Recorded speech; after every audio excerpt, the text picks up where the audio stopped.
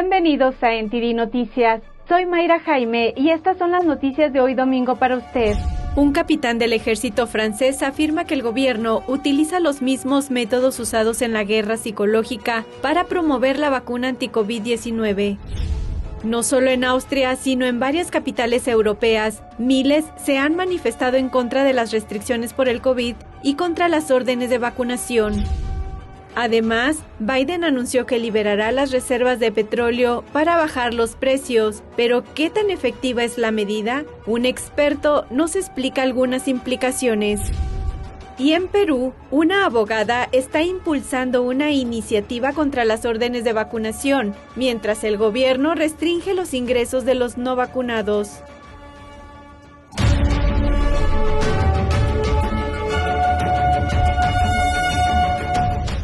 Muy buenas noches y nuevamente bienvenidos a NTD. Nuestro compromiso es traerles noticias de forma honesta y veraz. Los invitamos a seguir la programación también por Epoch TV y encontrará el enlace en la descripción. Y pasando a nuestro programa de hoy, los estadounidenses recurren cada vez más a la asistencia financiera para pagar facturas médicas y muchos posponen la atención médica por su costo, según TransUnion. Tenemos los detalles. TransUnion dice que hubo un aumento del 55% en las transacciones de asistencia financiera para la atención médica en el último año y que el 35% de los estadounidenses con facturas médicas existentes optan por retrasar la obtención de asistencia sanitaria debido al gasto. Caitlin Donovan es la directora senior de Relaciones Públicas de la Fundación Nacional para la Defensa del Paciente. Afirma que los pacientes pueden enfrentarse a graves consecuencias financieras por los elevados costes médicos. A veces también aplazan el pago de cosas como la hipoteca, el seguro del auto, los pagos del auto, el cuidado de los niños. Dice que algunas personas incluso pierden sus casas o renuncian a la atención médica que les salva la vida debido a las costosas facturas médicas y que otras personas intentan ahorrar dinero reduciendo sus medicamentos a la mitad o evitando la atención médica. A veces posponen diferentes tipos de atención médica. A veces intentan y no se adhieren exactamente a los protocolos de tratamiento porque secretamente no pueden pagarlo y no quieren hablar con su médico al respecto. Donovan dice que los defensores de los pacientes pueden marcar una gran diferencia. De media, nuestros gestores de casos recuperan más de $4,000 por cada paciente con el que trabajan. Y una gran parte de eso es conseguir que se pongan en marcha las prestaciones que ya deberían haber estado recibiendo en el plan de seguro correcto y que se conecten con los lugares adecuados. Donovan afirma que el sistema médico estadounidense es extremadamente complicado y que puede ser de gran ayuda tener a alguien de su lado que le ayuda a navegar por él. El expresidente Trump sigue respaldando a candidatos, algunos de los cuales desafiarán a miembros de su propio partido en las primarias del próximo año. Uno de los candidatos respaldados por Trump pretende desbancar a un congresista de Michigan que votó a favor de su impeachment. Miguel Moreno de NTD tiene la historia. El exfuncionario de la administración Trump, John Gibbs, planea presentarse contra el congresista republicano Peter Meijer en las elecciones primarias del próximo año. En un comunicado de prensa la semana pasada, el expresidente Donald Trump respaldó a Gibbs, llamando a Meijer un rino y un terrible representante del Partido Republicano. Rino significa republicano solo de nombre. Trump no dijo por qué acusó a Meijer de esta manera, pero el congresista Meijer fue uno de los 10 republicanos que votaron a favor de su impeachment el 13 de enero. ¿Solo se presenta contra el congresista Peter Meijer porque votó a favor del impeachment del presidente Trump? Bueno, hay que preguntarse dónde está el corazón de alguien cuando hace algo como votar para destituir al líder más popular de nuestro partido. Creo que muestra que esa persona realmente no está conectada con lo que se necesita para limpiar nuestro país, para drenar el pantano, por así decirlo, para devolver el poder al pueblo.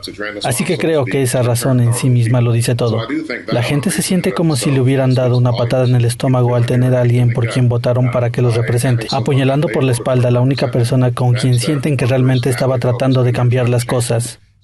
Meijer culpa a Trump por el 6 de enero, acusando al expresidente de fomentar el caos que se manifestó en el Capitolio. Él dice que por eso votó a favor del impeachment del expresidente. No está claro cuántos electores de Meijer están descontentos con su voto, pero la mayoría de su distrito votó por Trump en las elecciones de 2020. Nos pusimos en contacto con el congresista Meijer para pedirle comentarios, pero no hemos recibido respuesta. Además de la cuestión del impeachment, Gibbs dice estar preocupado por el apoyo de Meijer a la aceleración del reasentamiento de refugiados afganos en Estados Unidos. Al igual que Trump, Gibbs es un partidario de America First. Se opone a lo que llama mandatos médicos progresivos, diciendo que violan la libertad de elección de una persona. Miguel Moreno, NTD Noticias. El gobernador de California ahora se enfrenta a otra demanda. Esta vez, una junta de educación en el sur de California demanda a Newsom por un estado de emergencia interminable. Aquí tiene más detalles. La Junta de Educación del Condado de Orange, Children's Health Defense y Children's Health Defense California Chapter están demandando colectivamente al gobernador de California, Gavin Newsom, por lo que llaman un estado de emergencia interminable. Argumentan que sus propias declaraciones demuestran que sus poderes de emergencia ya no están justificados. Aquí, el gobernador Newsom hizo numerosas declaraciones sobre la situación de nuestro estado y el nivel del peligro por COVID-19 aquí en el estado de California. Él ha expresado muy claramente que las condiciones se han vuelto mucho mejores. Newsom dio señales de mejora el lunes. Vimos hace unas semanas algunas señales preocupantes con las tasas de casos en alza, las tasas de positividad subiendo, las hospitalizaciones, las UCI subiendo. Dicho esto, en los últimos 10 u 11 días hemos visto cierta estabilidad, algunas buenas señales, son buenas noticias.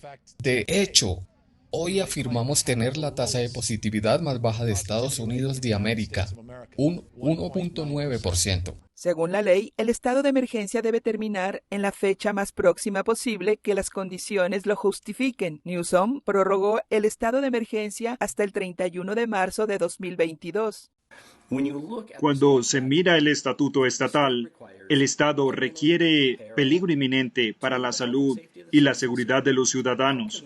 ¿Cómo puede el gobernador tener idea de si va a haber peligro inminente dentro de 2 semanas, 3 semanas o 3 meses? Los demandantes argumentan que el gobernador gobierna por decreto, sin dar a la gente la oportunidad de opinar para equilibrarlo. Pedirán a la Corte un juicio acelerado. La oficina del gobernador no respondió a las solicitudes de comentarios. Un jurado federal determinó el martes que las farmacias operadas por CVS, Walgreens y Walmart contribuyeron a alimentar una epidemia de opioides. Este es el primer juicio al que se enfrentan las empresas por la crisis de los medicamentos en Estados Unidos.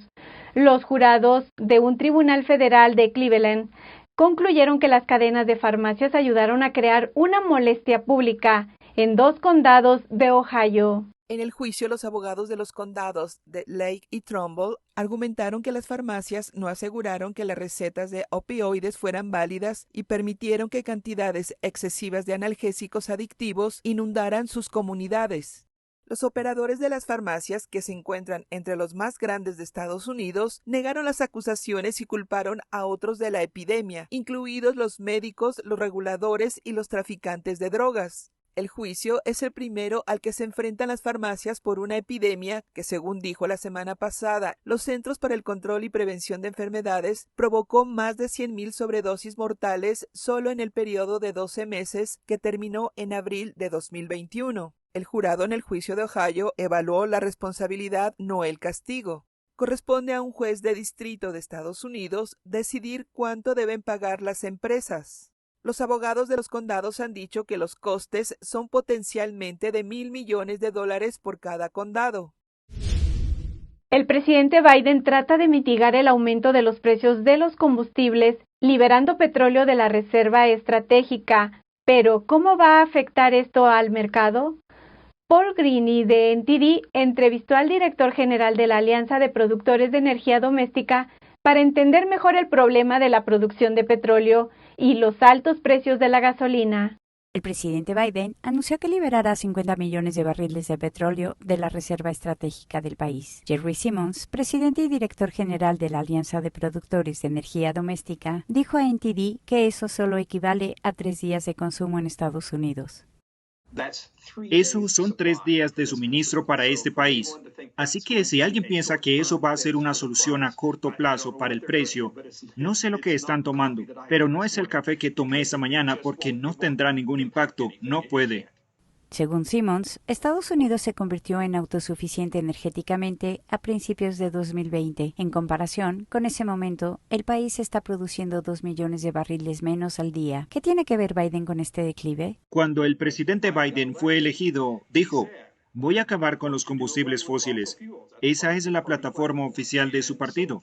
Y así comenzó a agotar parte de la financiación. Hay menos empresas disponibles ahora porque, como dije, hubo quiebras a lo largo del 2020 y más quiebras a principios del 21.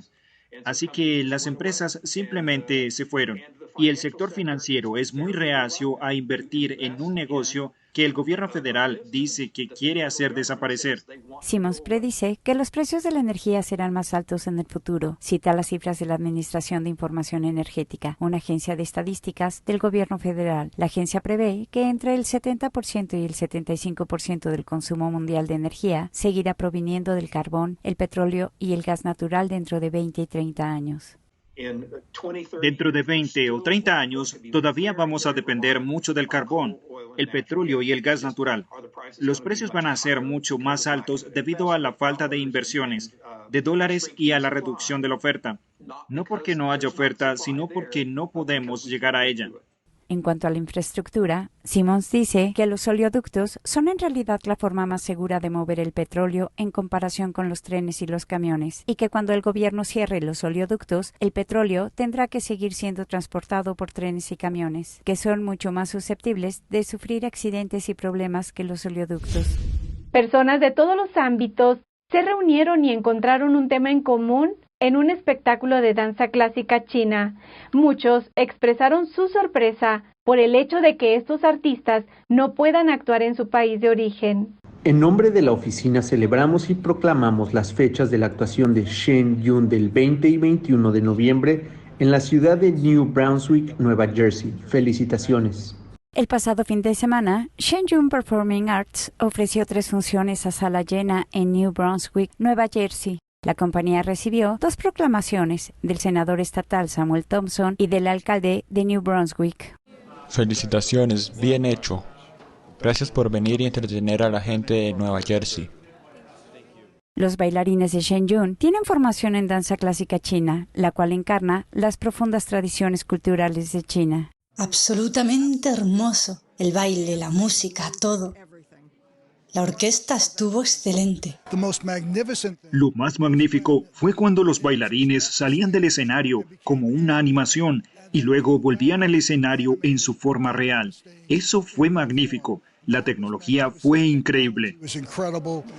El viaje cultural a través del tiempo, a través de todos los diferentes periodos, la exposición a la cultura, especialmente la parte espiritual, eso fue realmente algo que, creo, es importante que todos veamos y nos ayudó con la experiencia. Fue un espectáculo maravilloso, maravilloso. Creo que las historias fueron lo mejor. Es una historia sobre la represión, es una historia sobre la redención, es una historia sobre mantener viva la tradición y eso me pareció increíble, realmente increíble. Se dice que la antigua cultura china está inspirada en lo divino. Sin embargo, en el comunismo, gran parte de esa cultura se perdió. Shen Yun revive esa cultura y expone la persecución de la disciplina espiritual Falun Gong en la China comunista. Fue desalentador ver la persecución, pero el show lo saca a la luz y saca a la luz la cultura y muestra que no hay que suprimir la cultura y que es importante que la gente aprenda y preserve la cultura. Algunas de las historias sobre la China comunista y la represión que se ejerce sobre la gente en la China comunista fueron muy reveladoras y muy significativas. Verlo aquí expuesto también fue muy revelador. Era algo con lo que no estábamos realmente familiarizados, pero algo que realmente contaba la historia. Tal vez nos informaremos sobre ello más adelante. La próxima presentación de Shen Yun será en Minneapolis el primer fin de semana de diciembre. Vayamos a un corte y después le tendremos más información de una entrevista exclusiva con un militar francés quien encuentra relación entre el uso de la guerra psicológica en el ejército con lo que ahora está sucediendo con los mandatos de vacunación. Esto y mucho más aquí en NTD en español. Regresamos.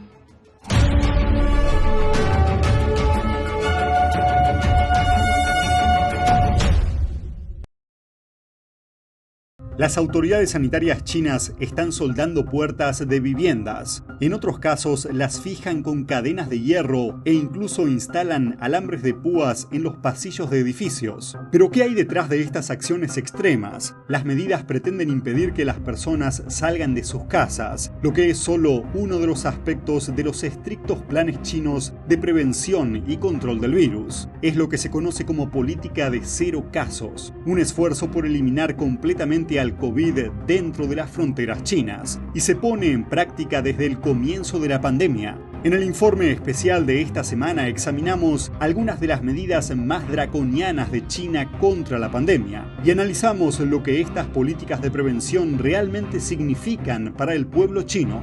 No se lo pierdan, los esperamos en el canal de China en Foco de la plataforma Epoch TV del periódico Epoch Times en español.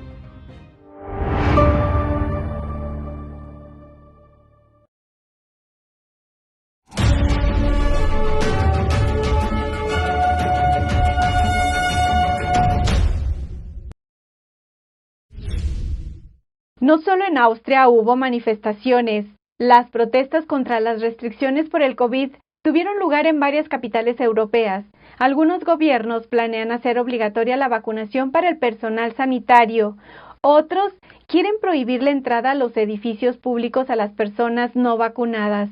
Los manifestantes salieron a la calle en varios países europeos el fin de semana para manifestarse contra las restricciones relacionadas con el COVID-19 y la obligatoriedad de las vacunas. Los gobiernos de Europa empezaron a aumentar las restricciones en los últimos días en respuesta a lo que dicen que es un aumento de nuevos casos. En Países Bajos, cientos de personas se manifestaron por las calles de Ámsterdam el sábado. El país se encuentra ahora en un cierre parcial de 3 semanas con un toque de queda para los locales de gastronomía. El gobierno holandés también planea excluir del pasaporte de vacunas a quienes tengan un resultado negativo. Esta política crea muchos conflictos entre la gente, hace que haya mucha guerra civil a nivel micro y macro. Otro manifestante dijo que los disturbios en Rotterdam no tienen nada que ver con ellos. Las protestas en la ciudad holandesa se volvieron violentas varias noches y la policía abrió fuego contra los alborotadores el viernes. Somos pacíficos y los organizadores aquí en Ámsterdam demostraron que pueden ser pacíficos durante meses, y es una absoluta vergüenza lo que ocurrió en Rotterdam anoche. Y unas 35.000 personas participaron el domingo en una manifestación en el centro de Bruselas. Básicamente queremos nuestra libertad, ser inyectado con algo que no está bien probado, no poder estar donde quieres trabajar, donde quieres estar, eso no es lo que defendemos.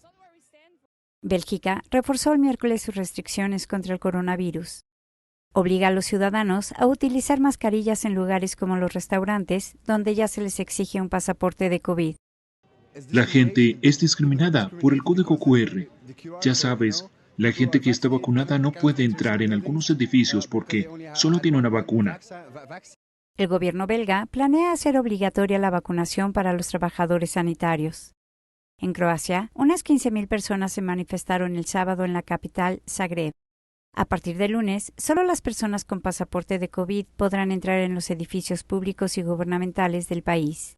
Vine a apoyar a todas las personas que se oponen a los pasaportes de COVID porque en realidad es una medida que nos divide en ciudadanos y no ciudadanos y conduce a una gran discriminación, incluso hacia el totalitarismo. En Italia, miles de personas se reunieron en el centro de Roma para manifestarse contra los certificados del pase verde que se exigen en los centros de trabajo, en el transporte público y en otros lugares. Y el sábado por la noche, cientos de personas se manifestaron en Skopje, la capital de Macedonia del Norte, para protestar contra el plan del gobierno de hacer obligatorias las vacunas para los trabajadores sanitarios y otros empleados públicos.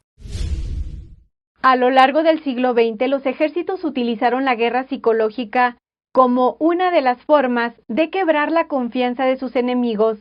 Ahora, un militar francés que trabaja en los servicios de inteligencia afirma que el gobierno también está utilizando la guerra psicológica para promover la vacuna en Francia. NTD en francés lo entrevistó. Francia informó de más de 20.000 casos del virus del PSG el miércoles y el jueves. El presidente francés Emmanuel Macron estudia nuevas medidas de respuesta. Una de ellas es encerrar a las personas no vacunadas. Una reciente encuesta de El AVE de BFN-TV dice que 6 de cada 10 ciudadanos franceses están de acuerdo con ello.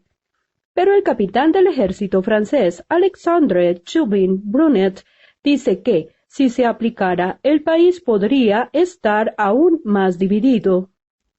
Nunca nuestro país ha estado tan dividido entre vacunados y no vacunados. Juvin-Brunet creó una asociación para informar a la gente sobre sus derechos. Ahora tiene 5.000 seguidores. Dice que el gobierno utiliza los mismos métodos para promover la vacuna COVID-19 que los servicios de inteligencia del ejército francés en la guerra psicológica. La vacunación obligatoria es ilegal y va en contra de la Constitución, por lo que se ven obligados a hacerlo de esta manera. La guerra psicológica o la fabricación del consentimiento consiste en utilizar métodos como inducir a la gente a vacunarse con un pase de vacuna. Esto prohibiría a la gente ir a ciertos lugares como restaurantes, lugares de entretenimiento, hospitales o incluso viajar en tren. Aunque alrededor del 70% del país está totalmente vacunado, los medios de comunicación franceses advierten de una quinta oleada de la pandemia. Según Juvin-Brunet, esto provoca malentendidos. La gente cuestiona la eficacia de la vacuna y las medidas restrictivas que se han puesto en marcha. Hay diferentes métodos en la guerra psicológica, como hacer que la gente se asuste o decirles diferentes informaciones que se contradicen entre sí. Si no te vacunan, te quitan algunas cosas, como tus libertades. Te damos algo y te lo quitamos, así que esto crea un estado mental en el que eres dependiente y vulnerable. El capitán también dice que el ejército francés y el de Estados Unidos utilizaron estos métodos en el siglo XX, y más tarde las empresas también aplicaron las mismas tácticas en sus anuncios. En esta guerra ganas la batalla cuando la gente acata tu decisión y cuando se destruye su bienestar mental. Algunos autores llaman a esta guerra psicológica la fabricación del consentimiento. Juvin-Brunet dice que el gobierno y los fabricantes de vacunas la utilizan ahora para promover la vacuna.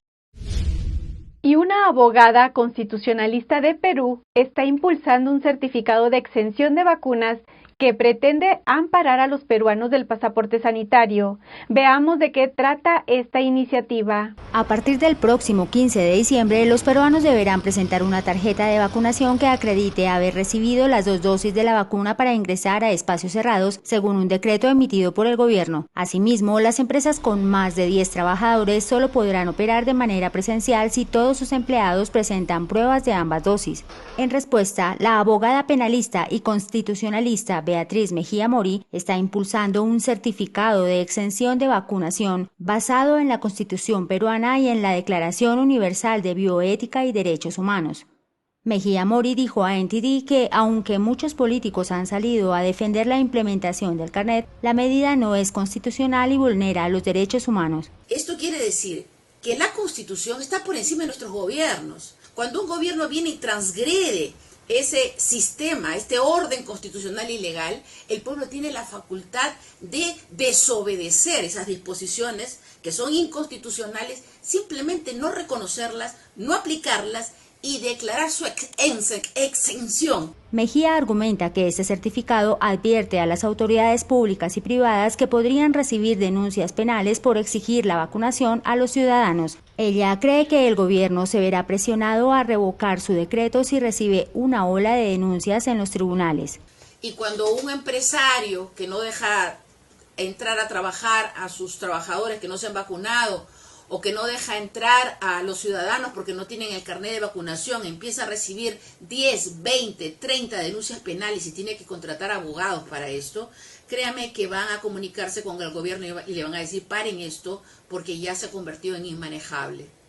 Mejía dice que también ha presentado una denuncia frente a la Corte Penal Internacional por genocidio y los crímenes de lesa humanidad contra el pueblo. Asimismo, dice que planea demandar al gabinete del presidente Pedro Castillo por imponer esta medida. La abogada no ha sido la única en alzar su voz frente a la obligatoriedad. El congresista Alejandro Muñante también advirtió la inconstitucionalidad de la medida. Por su parte, el Ministerio de Salud del Perú señaló que, aunque respetan todas las opiniones, el organismo tiene la obligación de cautelar la salud colectiva.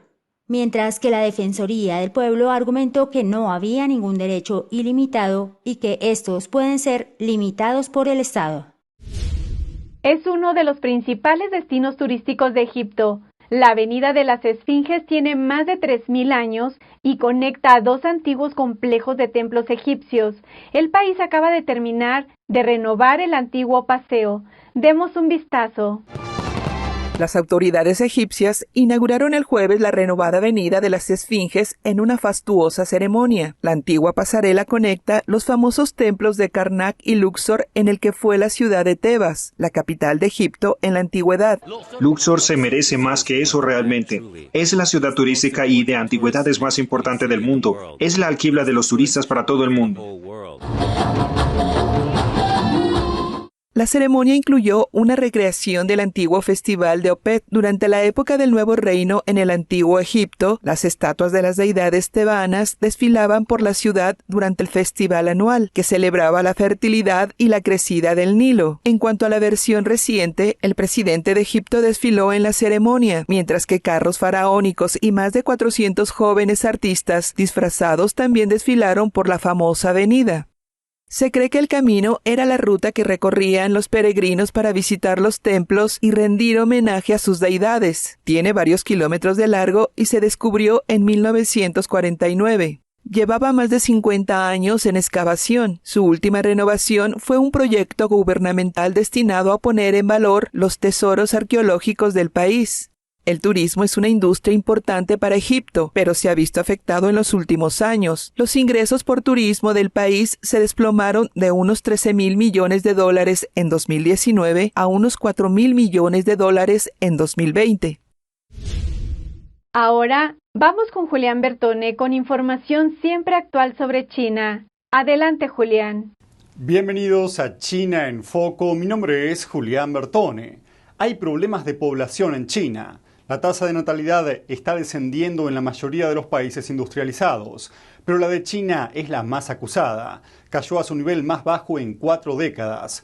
A pesar de los esfuerzos de las autoridades por fomentar un auge de natalidad, la mayoría de los chinos siguen sin querer casarse y formar una familia.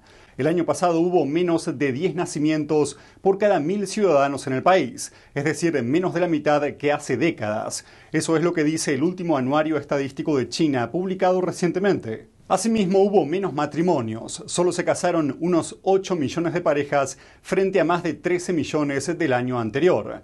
Aunque China no es el único país preocupado por problemas de población, su tasa de natalidad está disminuyendo más drásticamente que la de la mayoría de los países. Los funcionarios chinos culpan a la pandemia de este drástico descenso, pero otros apuntan a las décadas de políticas intervencionistas del régimen chino sobre la natalidad. En 1979 se implantó la política de un solo hijo en todo el país para frenar el crecimiento de la población y estuvo vigente hasta 2015. Quienes incumplían las normas se enfrentaban a multas, desempleo e incluso abortos forzados. También se culpa a esta política del desequilibrio de género en China, donde los hombres superaban a las mujeres en más de 30 millones en 2019, lo que lleva directamente a la falta de mujeres para que puedan tener hijos. Pero en los últimos años, las autoridades chinas buscan revertir la tendencia, flexibilizando las normas sobre límites de natalidad y con otras medidas, pero las reformas siguen fracasando. La mayoría de la gente no puede permitirse más de un hijo, ya que el costo de formar una familia es cada vez mayor. Como resultado, China experimenta un descenso constante de la tasa de natalidad desde 2017, y los expertos dicen que lo peor está por llegar. Una broma salió mal. ¿Cuánto durará el Partido Comunista Chino con todas sus crisis y tensiones? El director general de JP Morgan Chase, Jamie Dimon, bromeó diciendo que probablemente no vivirá más que su banco. I made a joke the other day that I was just in Hong Kong that I made a joke that the Communist Party is celebrating its 100th year. So is JP Morgan. And I'll make you bet we last longer. I can't say that in China. They probably are listening anyway. Dimon hizo esta afirmación en una mesa redonda universitaria sobre los negocios del banco en China. JP Morgan lleva operando en el país desde 1921, el mismo año en que se fundó allí el Partido Comunista. Este año, tanto JP Morgan como el PSC celebran su centenario. Ahora bien, ¿la broma hizo reír al PSC? La respuesta es no. El Ministerio de Asuntos Exteriores de China condenó el comentario diciendo ¿era realmente necesario? Entonces Dimon se retractó. En una declaración a nombre del banco dijo que lamentaba su comentario. Pero ¿cómo veía Dimon a China en el pasado? Una vez dijo que China es una de las mayores oportunidades del mundo. El negocio de JP Morgan en China está valorado en casi $20.000 millones. Esto es solo una pequeña parte del balance del banco de casi $3,8 billones. Pero el banco está planeando expandirse más en China.